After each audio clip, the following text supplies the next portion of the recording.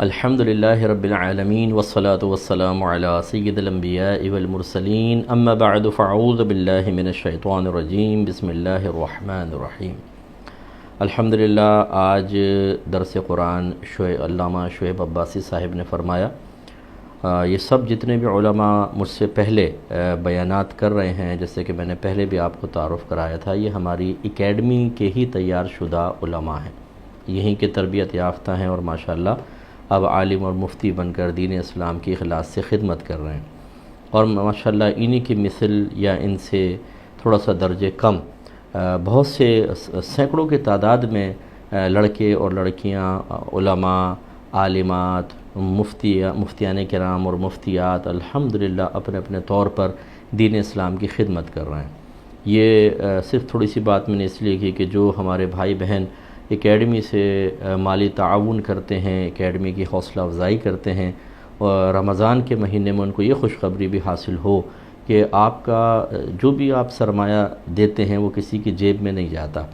میں الحمدللہ ذاتی مفادات اس سے نہیں لے رہا، بلکہ آپ کے سرمایے سے علماء تیار ہو رہے ہیں، اور آپ کے لیے بہت ہی بڑا ثواب جاریہ ہے۔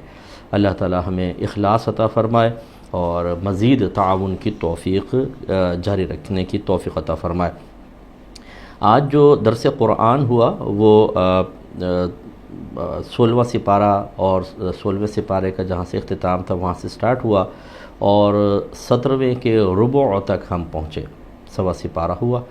تو اس میں جو شروع میں ایک قصہ ہے بڑا معروف حضرت خضر علیہ السلام اور موسیٰ علیہ السلام کا، کہ موسیٰ علیہ السلام نے اللہ تعالیٰ جب ایک بیان کر رہے تھے تو کوئی کھڑا ہوا، ایک شخص، اس نے کہا کہ کیا اے موسیٰ، آپ کی امت میں آپ سے زیادہ بھی کوئی صاحب علم ہے؟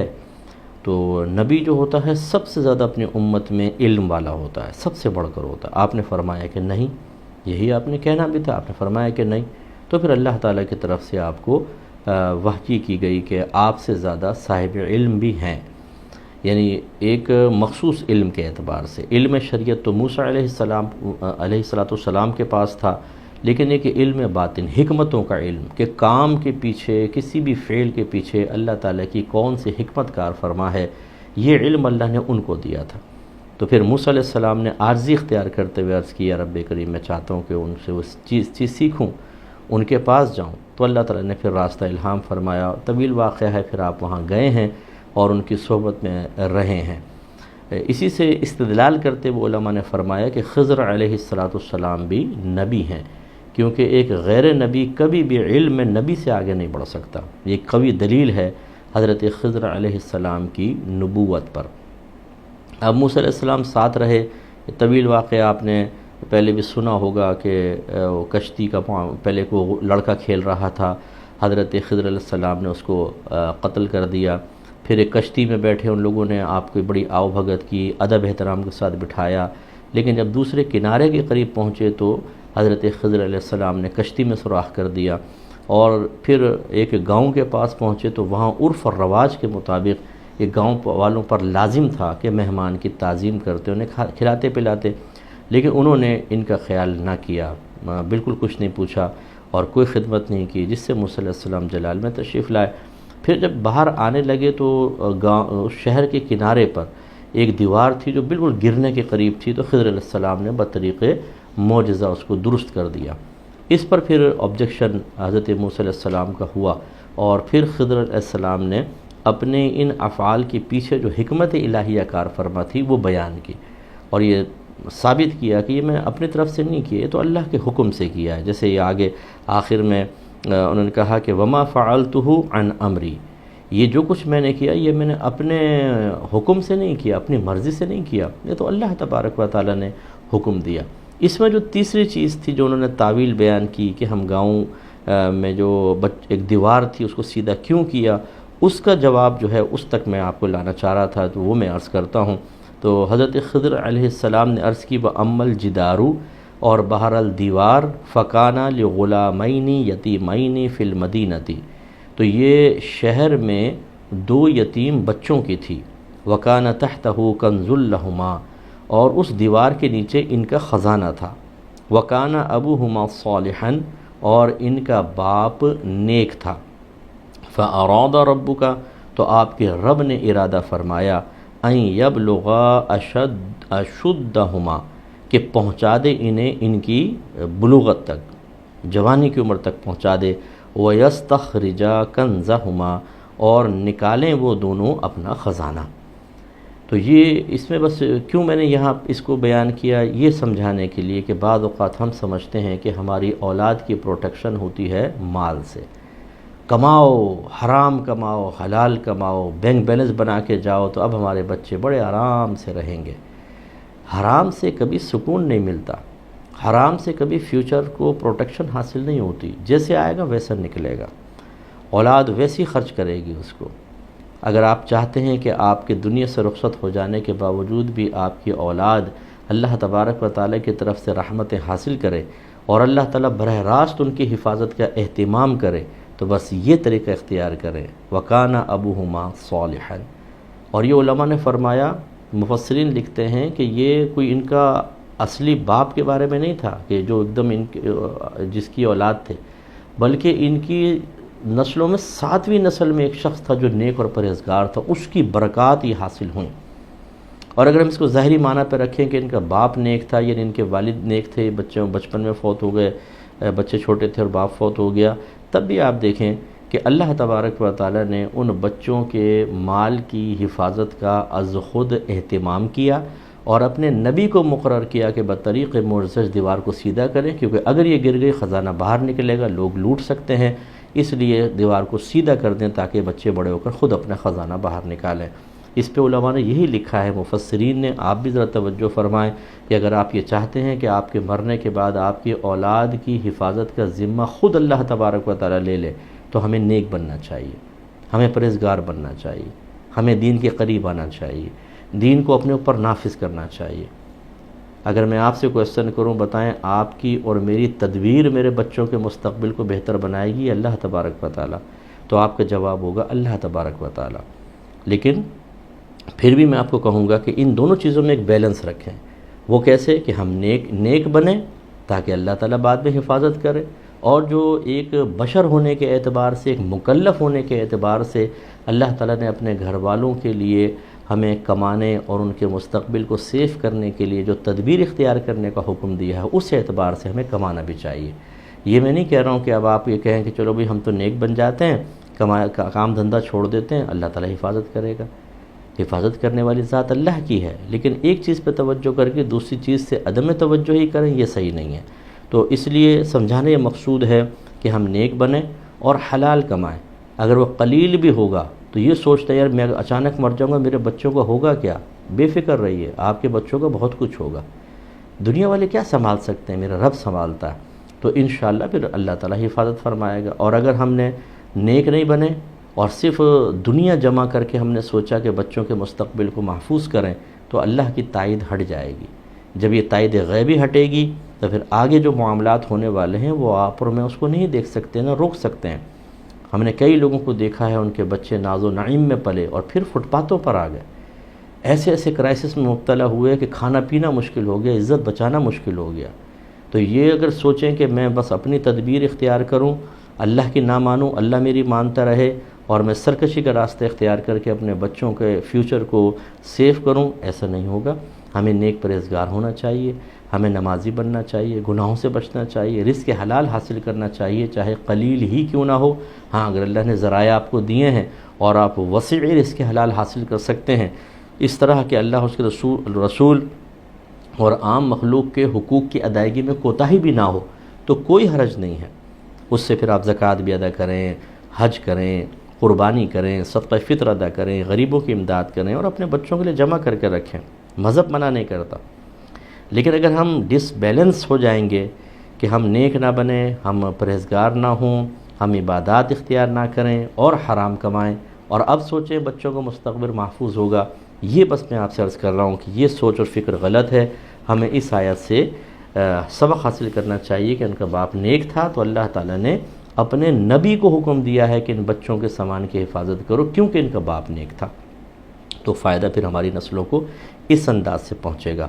پھر یہ سورہ طٰہٰ ہے، سورہ طٰہٰ کی آیت نمبر 25 جو ہے 25، 26، 27 اور 28 بالکل چھوٹی سی ایک دعا ہے معروف، وہ میں عرض کر دیتا ہوں، اس سے کچھ فائدے بیان کرنا مقصود تھا۔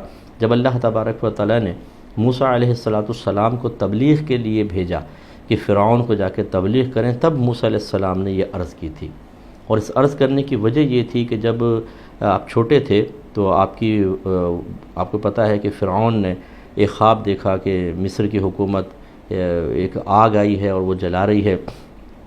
اس نے تعبیر معلوم کی تو پتہ چلا کہ ایک بچہ پیدا ہوگا بنی اسرائیل میں جو تیری حکومت کو ختم کر دے گا۔ تو اس نے حکم دیا جتنے لڑکے پیدا ہو رہے ہیں ان سب کو مار دو۔ اب بنی اسرائیل چونکہ غلام تھے، ان کے بچے مرنا شروع ہوئے، تو پھر اس کے ساتھیوں نے سمجھایا کہ بھائی اس طرح تم مارتے رہو گے تو کل ان کی نسلیں مزید غلام کیسے بنیں گی، وہ تو مر جائیں گی، پھر کام کون کرے گا، ہم کریں گے، ان کے بڑے بڈھے ہو کے مر جائیں گے، پھر کیا ہوگا۔ تو فرعون وہ جاہل آدمی تھا، اچھا چلو 1 سال مارو اور 1 سال چھوڑ دو۔ تو جس سال چھوڑنے کا تھا ہارون علیہ السلام پیدا ہوئے، اور جس سال قتل کرنے کا حکم دیا وہ موسیٰ علیہ السلام پیدا ہوئے۔ تو آپ کی والدہ نے ان کو ایک چھوٹے سے جھولے اس میں ایک باکس میں رکھا اور دریا میں بہا دیا۔ وہاں فرعون اور آسیہ اپنے محل پر کھڑے ہوئے تھے، نیچے نہر بہہ رہی تھی، وہ نظارہ کر رہے تھے، تو یہ بہتا ہوا باکس گزرا، اور اللہ تعالیٰ نے اس نبی کے دشمن کو یہ دل میں ہی محبت ڈالی۔ پہلے اس نے کہا جا کر دیکھو یہ کیا ہے، لے کر آئے، پردہ ہٹایا تو موسیٰ علیہ السلام اتنے خوبصورت اور پیارے کہ وہ دونوں کا دل آ گیا۔ ان کا اپنا بچہ نہیں تھا، تو بی بی آسیہ نے کہا کہ ہم اس کو پال لیتے ہیں۔ تو موسیٰ علیہ السلام ابن فرعون کے نام سے معروف تھے، فرعون کا بیٹا، منہ بولا بیٹا بنا لیا۔ تو جب وہ چھوٹے سے تھے، ابھی گود میں کھیل رہے ہیں، تو داڑھی پکڑ دی ایک دفعہ موسیٰ علیہ السلام نے۔ تو فرعون جاہل آدمی تھا، اس نے کہا مجھے لگتا ہے یہ وہی بچہ ہے، اس نے میری داڑھی پکڑی ہے۔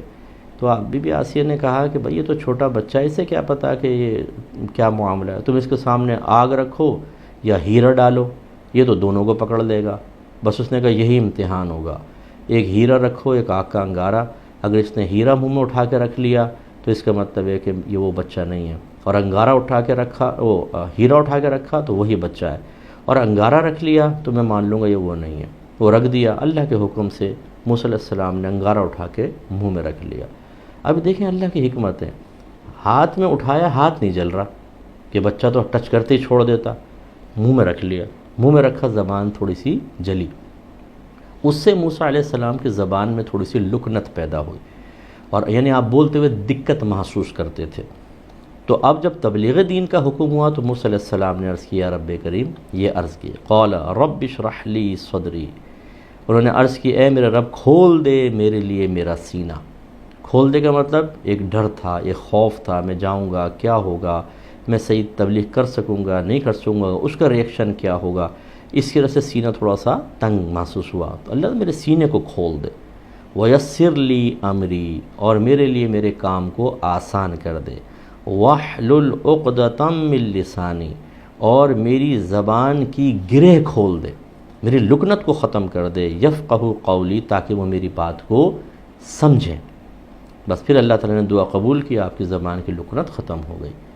تو اب ایک تو میں آپ سب کو یہ مشورہ دوں گا، کوئی بعض اوقات بچے بولتے نہیں ہیں، 2 سال ہو گئے 3 سال ہو گئے بول ہی نہیں رہے، تو پانی پہ دم کریں، یہ آیت 3 مرتبہ درود شریف پہلے پڑھیں، بعد میں پڑھیں، 7 دفعہ اس آیت کو پڑھیں، یعنی رب اشرح لی سے لے کر یفقہوا قولی تک پانی پہ دم کریں اور وہ بچے کو پلائیں، انشاءاللہ بہت بہتر، اور بچے پر بھی دم کر دیجئے گا۔ اسی طریقے سے آپ کہیں انٹرویو دینے جا رہے ہیں، جب آپ کا انٹرویو کی باری آئے 3 دفعہ اول آخر درود شریف 7 مرتبہ یہ پڑھ کر بیٹھیے گا، انشاءاللہ زبان میں روانی رہے گی اور ذہن بھی حاضر رہے گا۔ اسی طرح جو امتحان دے رہے ہیں، امتحان میں جب آپ بیٹھیں، آپ ٹیبل پہ کرسی پہ بیٹھ جائیں، تو آپ وہی 3 دفعہ درود شریف اول آخر اور 7 دفعہ اس کو پڑھیں، اپنے ہاتھوں پہ پھونک ماریں، پین پہ ماریں، جو کاپی آپ کو ملی ہے اس پر، اور جو پیپر سامنے سے آ رہا ہو اس کی طرف بھی پھونک مار دیں، انشاءاللہ وہ بہت ہی اچھا ہوگا۔ اسی طرح آپ کوئی مطلب ڈرائیونگ ٹیسٹ دینے کے لیے جا رہے ہیں، اس کو 7 دفعہ وہی پڑھیں، اول آخر 3 بار درود پاک، برکت پیدا ہوگی۔ تو یہ آیت بہت ہی بہترین ہے، اور ہم نے تو بارہا اس کو الحمدللہ جو اکابرین نے سمجھایا اس کے اعتبار سے اس کو استعمال کیا، اور بہت ہی مثبت نتائج سامنے آئے۔ اسی طرح تبلیغ دین جب ہم یہ بیان کرتے ہیں، حتی الامکان اگر کبھی ذہن میں نہ رہے تو الگ بات ہے، ورنہ اس کو پڑھ کر پھر بیٹھتے ہیں، تو اس سے زبان میں روانی بھی رہتی ہے، ذہن حاضر رہتا ہے، جملے مستحضر ہوتے ہیں۔ تو جو تبلیغ دین کرنے والے ہمارے بھائی بہن ہیں، جو کبھی پبلک کا پریشر میں آ جاتے ہیں، آیات بھول جاتی ہیں، حدیثیں بھول جاتی ہیں، جو آپ بیان تیار کر کے آئے ہیں بروقت وہ یاد نہیں رہتا، اچانک باتیں نکل جاتی ہیں اور گھبراہٹ سی طاری ہو جاتی ہے، وہ بیان سے پہلے اسی طرح 3 دفعہ اول آخر درود شریف، 7 دفعہ ان آیات کو پڑھیں، اپنے اوپر دم کر لیں، اور پھر انشاءاللہ جب آپ بیان کریں گے اللہ تبارک و تعالی بہت ہی کرم فرمائے گا۔ تو اس سے یہ پتہ چلا کہ اللہ کی بڑی قدرت والا ہے، وہ چاہے تو ایک لمحے میں دوا کے بغیر بھی علاج کر دے۔ دیکھیں نا، اب زبان کی لکنت تھی، جلی ہوئی زبان تھی، کوئی کریم نہیں لگائی، کوئی دوا نہیں لگائی، بس آپ نے دعا کی، اللہ تعالیٰ نے زبان کو ٹھیک کر دیا، روانی کے ساتھ زبان چلنے لگی۔ تو اس میں وہ لکنت والے جو ہمارے بھائی بہن اٹک اٹک کے زبان چلتی ہے، وہ بھی اس کو پڑھ سکتے ہیں۔ تو اور اللہ کی قدرت پر کامل بھروسہ رکھیں، اللہ تبارک و تعالیٰ بڑا کرم فرمانے والا ہے۔ ایک آیت اور لے لیتے ہیں، اس میں اللہ تبارک و تعالیٰ نے گھر کے سرپرستوں سے خطاب فرمایا۔ جتنے بھائی بہن مجھے سن رہے ہیں، خدا را اپنے بچوں کی اچھی تربیت کریں۔ تربیت کا مطلب ہم بارہا آپ کو بتا چکے ہیں، تبلیغ الشیء الی کمالہ شیئا فشیئا، یعنی کسی شے کو اس کے کمال تک پہنچانا آہستہ آہستہ، اسے کہتے ہیں تربیت کرنا۔ تربیت کے لیے 3 چیزیں انتہائی ضروری ہیں۔ نمبر 1، جو تربیت کرنے والا ہو وہ علم رکھتا ہو، تبھی تو آپ تربیت کر سکیں گے۔ نمبر 2، آپ اس کو سامنے والے کو اس علم کو منتقل کریں، اس کی روشنی میں تربیت کریں، حکمت کے ساتھ، دانائی کے ساتھ۔ پچھلے درس میں نے عرض کیا تھا، ادعو الی سبیل ربک بالحکمت والموعظۃ الحسنہ، بڑے احسن انداز سے۔ اور تیسری چیز، خود رول ماڈل بن کر اپنے آپ کو دکھائیں، تب آپ کے جو نیچے ہوں گے ماتحت وہ آپ سے اکتساب فیض کریں گے۔ تو جب آپ کے پاس علم بھی ہو، انداز تربیت بھی بہت اچھا ہے، اور آپ خود رول ماڈل بھی ہیں، تو پھر برکتیں پیدا ہوں گی۔ اور یہ جاننا بھی بہت ضروری ہوتا ہے، بہرحال ابھی تو ٹائم نہیں ہے، لیکن کبھی موقع ملے گا ہم آپ کو عرض کریں گے۔ باقی بیانات میں تو چیدہ میں بولتا رہتا ہوں کہ یہ والدین کو پتہ ہونا چاہیے کہ پہلے سال سے تیسرے سال کے درمیان ہمیں بچے کو کیا کیا سکھانا چاہیے۔ تیسرے سال سے 7ویں سال تک، یعنی 8ویں میں لگ جائے بچہ، اس سے پہلے کیا سکھانا چاہیے، پھر 8 سے لے کر بالغ ہونے تک ہمیں کیا سکھانا چاہیے اور کس انداز سے تربیت کرنی چاہیے، اور بلوغت کے بعد پھر انداز تربیت کیا ہو، کیونکہ تربیت کبھی ختم نہیں ہوتی۔ ہاں یہ ہے کہ بلوغت تک ہمیں تربیت کو کامل کر لینا چاہیے، اس کے بعد پھر چیدہ باتوں میں تربیت درکار ہوتی ہے، لیکن باقی آپ مکمل طور پہ شرعی اعتبار سے تربیت کر چکے ہوں گے۔ اب چونکہ ہمارے والدین کو پتہ ہی نہیں ہوتا، اکثر ناراض مت ہوئیے گا، مطلب یہ ہمارے ہاں اوپر سے یہ چیز چلتی آ رہی ہوتی ہے، ہم وہی خاندانی رسم و رواج کے مطابق تو تربیت کر لیتے ہیں، بیٹا ایسا نہ کھاؤ کہ آواز آئے، بیٹا الٹے ہاتھ سے نہیں کھاتے، بیٹا پاؤں نہیں ہلاتے، پاؤں مار کے نہیں چلتے ہیں، دیکھو کسی گھر جاؤ کچھ مانگنا نہیں۔ یہ اچھا ہے، یہ اخلاقیات آپ سکھا رہے ہیں، یہ اچھی عادات آپ سکھا رہے ہیں، لیکن مذہب آپ سے کیا کہہ رہا ہے وہ آپ کو دیکھنا ہوگا۔ اگر آپ اپنے طور پہ تربیت سمجھیں، ہم نے تو ماں باپ کہتے ہیں ہم نے تو مجھ سے بہت تربیت کی کوشش کی، ہم یہ سوال کرتے ہیں کہ دینی تربیت کا آپ کو پتہ ہے کہ کیا ہوتی ہے، یہ بتائیے آپ سب سے پہلے۔ یہ تو ہمیں پتہ نہیں، جب پتہ نہیں تو آپ نے کیسے تربیت کی ہوگی؟ اس کا مطلب ہے کہ اس دینی تربیت میں تو کمی ہے۔ اور میں بڑی معذرت کے ساتھ یہ جملے کہتا ہوں کہ جب تک اولاد ہمارے ساتھ صحیح ہے، اللہ اس کے رسول کے ساتھ صحیح ہو یا نہ ہو، ہمیں کوئی فکر نہیں ہوتی۔ مثلا اولاد ہم سے سخت لہجے میں بات نہیں کرتی، ہم ڈانٹ بھی دیں، جھڑک دیں، کہنا مان لیتی ہے، وقت پر آ جاؤ، ادھر بیٹھ جاؤ، یہ نہ کرو وہ نہ کرو، مان لیتے ہیں، تنخواہ ہمارے ہاتھ میں لا کے رکھ لیتے ہیں، ہم راضی، بچہ بہت اچھا ہے۔ اب چاہے وہ نماز نہ پڑھے، وہ اپنا وقت ضائع کر رہا ہو، وہ علم دین نہ سیکھے، وہ اوپر سے سر سے لے کر پاؤں تک بے عمل ہو، شریعت کو بالکل اپنے اوپر نافذ نہ کر رہا ہو، ہمیں کوئی پرواہ نہیں ہوتی۔ ہمارا بچہ بہت اچھا ہے، کبھی آنکھوں میں آنکھیں ڈال کے بات نہیں کی، کبھی سخت لہجے میں گفتگو نہیں کی، کبھی ہم ڈانٹتے بھی سر جھکا کے سن لیتا ہے، بس ہمارے ساتھ صحیح ہونا چاہیے۔ اب اس کے برعکس اگر وہ ہمیں الٹی بات کہہ دے، ہمارا کہنا نہ مانے، تو پھر ہمیں تشویش ہوتی ہے۔ پہلے جو کبھی بھی تشویش نہیں ہوئی تھی وہ تشویش اب ہوتی ہے، مفتی صاحب پتہ نہیں بچے کو کیا ہو گیا، کہنا نہیں مانتا، ضد کرتا ہے، اکڑ جاتا ہے۔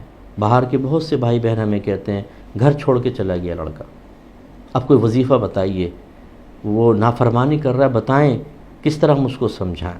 یا ماں باپ کہتے بھی ہیں تمہیں نہیں پتہ کہ ماں باپ کا ادب و احترام کتنا ہوتا ہے. پر یہ میں آپ کو سمجھا رہا ہوں کہ جب ہمارے مفادات پہ ضرب لگتی ہے ہمیں دین بھی یاد آتا ہے, ہم چاہتے ہیں اب بچے کی تربیت بھی ہو, اب ہمیں وظیفے بھی مل جائیں, لیکن جب وہ اللہ اس کے رسول کی نہیں مان رہا ہوتا ہمیں کوئی تشویش نہیں ہوتی. ہمارے ساتھ سے یہ ہونا چاہیے, باقی مذہب کے ساتھ نہیں ہے, اللہ اس کے رسول کے ساتھ نہیں ہے, اللہ معاف کرنے والا ہے. یہ ہے غلط رویہ. ہمارے ساتھ بھی صحیح ہو اور اللہ اس کے رسول کے ساتھ, دین کے ساتھ بھی ہمارا بچہ صحیح ہو. جب آپ کی اور میری یہ سوچ بنے گی اور اس کو بنیاد بنا کر ہم تربیت کریں گے تو ہم تربیت میں کامل ہوں گے اور ایک اچھا کامل بچہ پیدا ہوگا.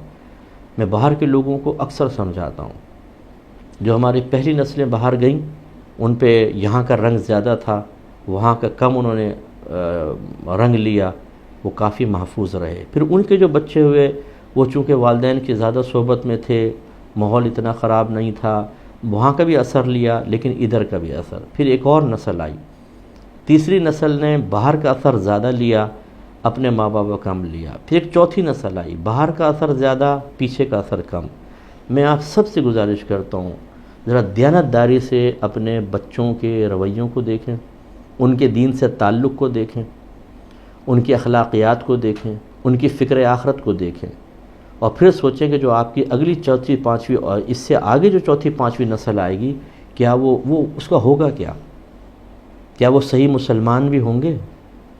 یہ ہر ایک کے بارے میں نہیں کہہ رہا ہوں, بہت اچھے اچھے لوگ بھی ہیں, مساجد سے تعلق بھی ہے, بچوں کو سکھا بھی رہے ہیں, لیکن خود آپ بھی اچھی طرح سمجھتے ہیں کہ یہ مطلب مخصوص فیملیز کے ساتھ ہوتا, اور جو مذہبی فیملی انہوں نے بھی دین سے بس ایک تھوڑا سا تعلق, بس ہاں بہت ایکسٹریمسٹ نہیں. بھائی بچہ اگر نماز نہیں پڑھ رہا, داڑھی صاف کر رہا ہے, وہ بیٹی اگر بے پردہ باہر نکل رہی ہے, کوئی مسئلہ نہیں ہے, نماز پڑھتی ہے.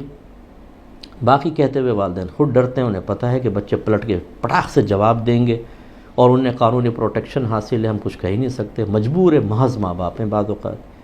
اس لیے میں آپ سے گزارش کر رہا ہوں کہ ذرا سوچئے, آپ تو اچھے فیوچر کے لیے گئے تھے, لیکن آپ ہماری توجہ کس پر ہوتی ہے؟ اپنی اور جو ہماری اگلی نسل ہے اس پر. لیکن میں کہتا ہوں ذرا آپ سے جو 4-5 نسلیں آگے آنے والی ان کا کیا ہوگا, ان پر تو توجہ کریں. میں نے تو ایسی فیملیز بھی دیکھی ہیں ان کے بچوں کو کلمہ تک نہیں پڑھنا آتا, نماز تو بہت دور کی بات, دین کی ABC نہیں آتی, اور وہ خوف کی وجہ سے بتاتے نہیں کہ بچے سننے کے لیے تیار نہیں ہیں. آپ سوچئے آپ کے سامنے جب بچوں کا یہ حال ہے, ان کی نسلوں کا حال کیا ہوگا. بس اس آیت میں اللہ تعالیٰ یہی بات بیان فرما رہا ہے, وَأْمُرْ أَهْلَكَ بِالصَّلَاةِ وَاصْطَبِرْ عَلَيْهَا, اور حکم کر اپنے گھر والوں کو نماز کا اور خود بھی اس پر ثابت قدم رہے. لا نسألک رزقا, ہم تجھ سے رزق کا سوال نہیں کرتے, نحن نرزقک, رزق تو ہم تجھے عطا فرمائیں گے. والعاقبۃ للتقوی, اور آخرت کی بہتری تقوی کے لیے ہے, آخرت کا اچھا انجام تقوی کے لیے ہے, یعنی متقین کے لیے ہے. اب اس میں اللہ نے سمجھا دیا گھر والوں کو نماز کا حکم دے, یہ صرف نماز کے لیے تلقین نہیں ہے. لفظ نماز آیا, مراد یہ ہے کہ اپنے گھر والوں کو نیکی کا حکم کرو, نماز کا, روزے کا, علم دین سیکھنے کا, اور اگر وہ گناہ کر رہے ہیں تو انہیں گناہوں سے ہٹاؤ.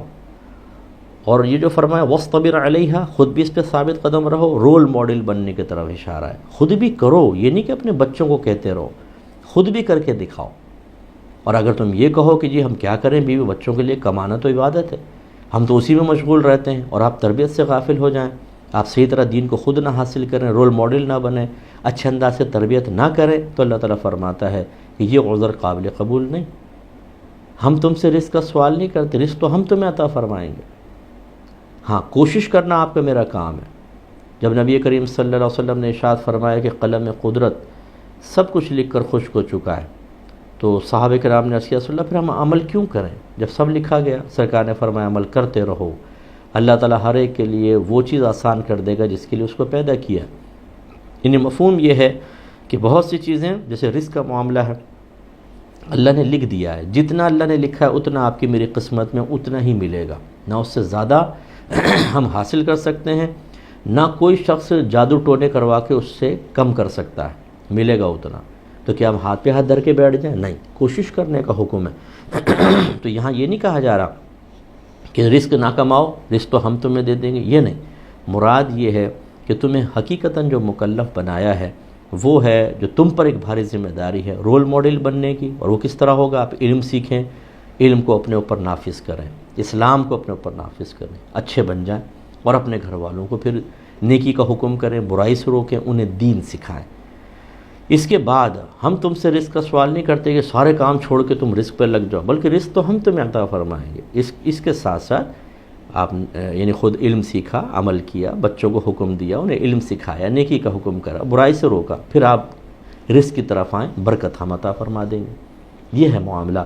تو کوشش کریں، ایسا کریں۔ اور جو ہمارے بھائی ہمیں باہر کے بھی سن رہے ہیں، یہاں کر بھی کہ مفتی صاحب میں نے تو خود علم نہیں سیکھا، بہت سی والدائیں کہتی ہیں ہم نے علم نہیں سیکھا، ہم بچوں کو کیسے سکھائیں؟ تو ہم آپ کو عرض کرتے ہیں ہماری الفرقان اسکالرز اکیڈمی میں آپ باقاعدہ ایڈمیشن لیں۔ ڈے میں ہماری کلاسز ہوتی ہیں صبح 9 سے 1، ڈے میں 4 گھنٹے کی کلاس ہے۔ 6 سال کا کورس ہے جس میں ہم عالم اور مفتی بنا دیتے ہیں، 5 سال میں عالم عالمہ بنتے ہیں، 1 سال مفتی کورس ہے 6 سال میں۔ اور اگر آپ چاہیں تو نائٹ میں آ جائیں، اس میں 2 گھنٹے کی کلاس ہوتی ہے 9:30 سے 11:30۔ اگر آپ چاہیں تو سنڈے کورس میں آ جائیں، اگر اس میں بھی نہیں آ سکتے، وہ صرف 3 گھنٹے کی کلاس ہوتی ہے 2 سے 5، اونلی سنڈے۔ 8 سال کا کورس ہے، لیکن آپ غور کریں تو 8 سال تو کچھ بھی نہیں، کیونکہ ہفتے میں 3 گھنٹے کلاس، تو پورے مہینے میں 4 ہفتے تو 12 گھنٹے کی کلاس بس، اور پورے سال میں 11 مہینے اس میں پڑھائی ہوتی ہے، 1 مہینہ چھٹی ہوتی ہے رمضان کی، تو اس میں ایڈمیشن لے لیں، تیزی کے ساتھ آپ پڑھیں گے۔ ہمارا ٹیچنگ میتھڈ بہت اچھا ہے، آپ بہت اچھے انداز سے پڑھ سکتے ہیں۔ اور جو ہمارے بھائی بہن دور ہیں وہ آن لائن پڑھ لیں، ہم نے یہ آسانی رکھی ہے، آن لائن پڑھا دیں گے آپ کو۔ تو لیکن یہ عذر نہیں چلے گا کہ اگر آپ باہر کے ملکوں میں چلے گئے تو بھئی بس ہم تو چونکہ باہر ہیں، دین سے تھوڑا سا بس تعلق رکھنا بھی کافی ہے، اور یہاں پر اولاد جی قابو میں نہیں آتی۔ شروع سے ماحول بنائے نا، شروع سے اگر آپ پیار محبت کا ماحول بناتے، شروع سے آپ نے تربیت حاصل کی ہوتی تو یہ معاملہ نہ ہوتا۔ اور جب آپ باہر جاتے ہیں تو پھر آپ کی ذمہ داری ہے، اللہ نے جو ذمہ داری دی اس کو تو پورا کرنا ہوگا نا۔ تو کیوں نہیں آپ نے ایک پلاننگ کی کہ باہر جائیں گے تو کس طرح زندگی گزارنی ہے، کون سی رکاوٹیں آئیں گی، کیا چیلنجز کا سامنا ہوگا، ہم اسے کیسے ان چیلنجز کو عبور کریں گے، ان رکاوٹوں کو عبور کیسے کریں گے، کر سکیں گے یا نہیں کر سکیں گے، اگر کر لیا تو کیا فائدہ ہوگا، نہیں کر سکے تو کیا نقصان ہوگا۔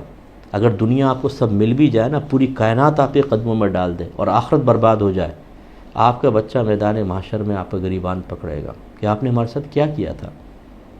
کیونکہ مرنے کے بعد سب کو مقصد زندگی سمجھ میں آ جاتا ہے کہ اللہ نے ہمیں یہ دنیا جمع کرنے کے لیے نہیں بھیجا تھا، یہ تو وسیلے تھے، منزل کچھ اور تھی۔ اللہ تعالیٰ سمجھنے کی توفیق عطا فرمائے۔ ہماری کتاب قرب الہی آ چکی ہے، آپ سب تقریباً جانتے ہی ہیں، تو اس کو منگوائیں، اور یہ آپ دیکھ رہے ہوں گے نمبر چل رہا ہے، تو اس کتاب کو منگوائیں، خود بھی پڑھیں، اگر اللہ تعالیٰ نے توفیق دی ہے تو ایک سیٹ اور منگوا کے کسی ایک رشتہ دار کو پڑھنے کو دیں جو اردو پڑھ سکتے ہیں۔ اگر اردو بہت سے نہیں جانتے تو انگلش جانتے ہیں، انشاءاللہ اس کا ٹرانسلیشن ہم انگلش میں بھی کروائیں گے، اور ہندی میں تو شروع ہو چکا ہے۔ انڈیا والوں کے لیے بہت آسانی رہے گی، وہ ہندی زیادہ سمجھتے ہیں تو ہندی میں لکھ رہے ہیں، ٹرانسلیشن ہو رہا ہے۔ انگلش میں بھی کروائیں گے انشاءاللہ، لیکن اس میں تھوڑا سا وقت لگے گا۔ تو جو ہمارے بھائی بہن ایسے ہیں جو ٹرانسلیٹ کر کے بیان کر سکتے ہیں، آپ اس کتاب کو خود پڑھیں، اپنے بچوں کو انگلش میں ٹرانسلیٹ کر کے بتائیں، گھر میں ایک درس کر لیں، پہلے اس کو پڑھ لیں، سمجھ لیں، پھر درس میں اس کو بیان کریں۔ قرآن لکھا ہوا ہے، حدیث لکھی ہوئی ہے، میں نے اس میں عربک متن بھی ڈالا ہے، قرآن کی آیات، ترجمہ، تفسیر، حدیثیں عربک میں ہیں، ترجمہ ہے، پھر اس کے سمجھایا گیا ہے۔ تو ایک بہترین درسی کتاب ہے جس میں بہترین انداز سے تربیت کا مواد جمع کیا گیا ہے، آپ بہت اچھے انداز سے تربیت کر سکتے ہیں۔ اللہ تعالیٰ عمل کی توفیق عطا فرمائے۔ وآخر دعوانا ان الحمدللہ رب العالمین۔ دعا کر لیں۔ بسم اللہ الرحمن الرحیم۔ الحمدللہ رب العالمین والصلاة والسلام علی سید الانبیاء والمرسلین۔ یا ارحم الراحمین، ہمارے بھائیوں نے بہنوں نے اپنا قیمتی وقت نکال کر تیری بارگاہ میں حاضری کا شرف حاصل کیا۔